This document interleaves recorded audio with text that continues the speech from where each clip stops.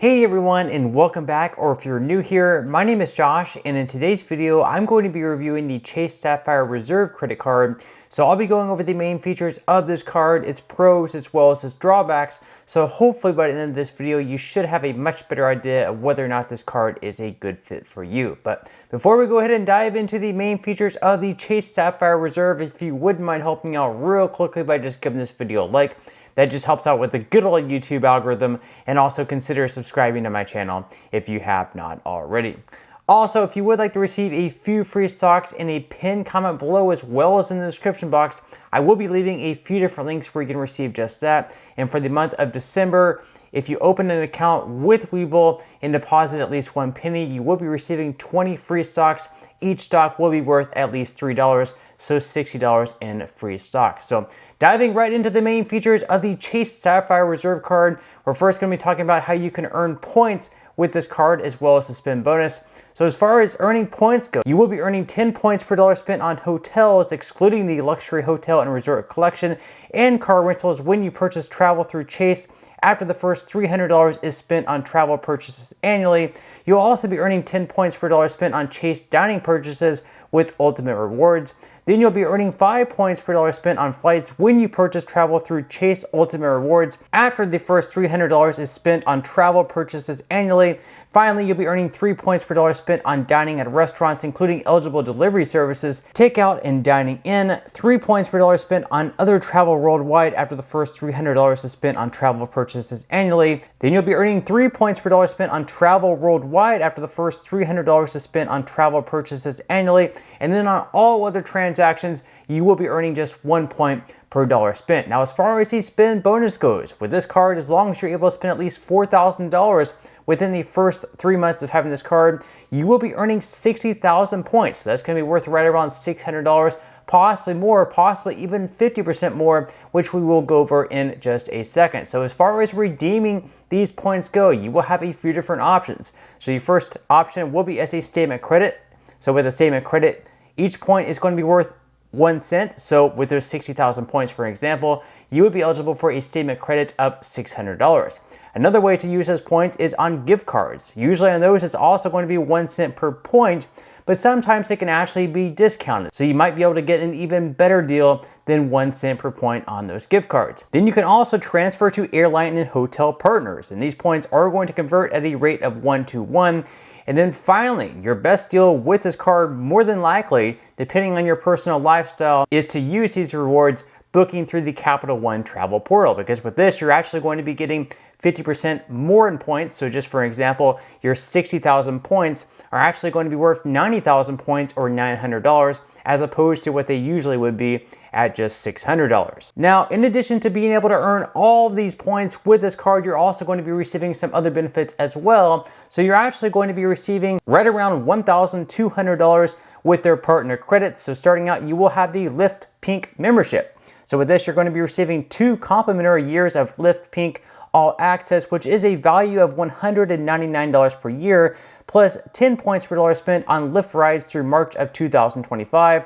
You're also going to be receiving a DoorDash Dash Pass subscription, which is a membership for DoorDash and Caviar, which is a value of $120 for 12 months. You're also going to be receiving a monthly DoorDash credit of $5 each month through December 31st of 2024. You're also going to be receiving an Instacart membership, so you'll be receiving 1 year of Instacart Plus, a value of $99 per year. Then you're going to be receiving a monthly Instacart credit, which is going to be up to $15 in statement credits each month through July of 2024. Additionally, you're also going to be receiving a Priority Pass Select membership, so you will have a complimentary Priority Pass Select membership at 1,300 plus VIP airport lounges worldwide, which is going to be a value of $469 per year.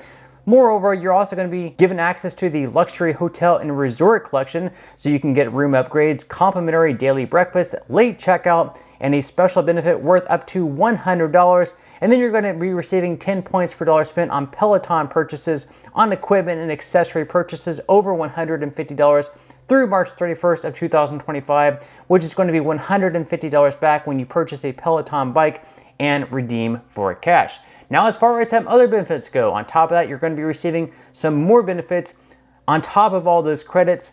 So you will be receiving complimentary airport lounge access. Once again, that's going to be up to 1,300 and more airport lounges worldwide with up to 2 guests, including every Chase Sapphire Lounge by the club location after an easy one-time enrollment in Priority Pass Select. You're also going to be receiving global entry or TSA pre-check or a Nexus fee credit. So you'll be receiving one statement credit of up to $100 every 4 years as reimbursement for the application fee charged to this card. And then finally, you'll also be receiving on an annual basis $300 in travel credits. So whether that be a hotel, a flight, or anything else travel related, you're going to receive a credit up to $300. Now, on top of all those great benefits, you're also going to be receiving some purchase coverage as well. So you're going to be receiving purchase protection. So new purchases are going to be covered for 120 days against damage or theft, up to $10,000 per claim and $50,000 per year. You're also going to be receiving return protection as well. So you can be reimbursed for eligible items that the store won't take back within 90 days of purchase, up to $500 per item and $1,000 per year. You're also going to be receiving zero liability protection. So if someone steals your card and goes out and makes a bunch of transactions that you did not authorize, then you will not be held liable to pay for those transactions.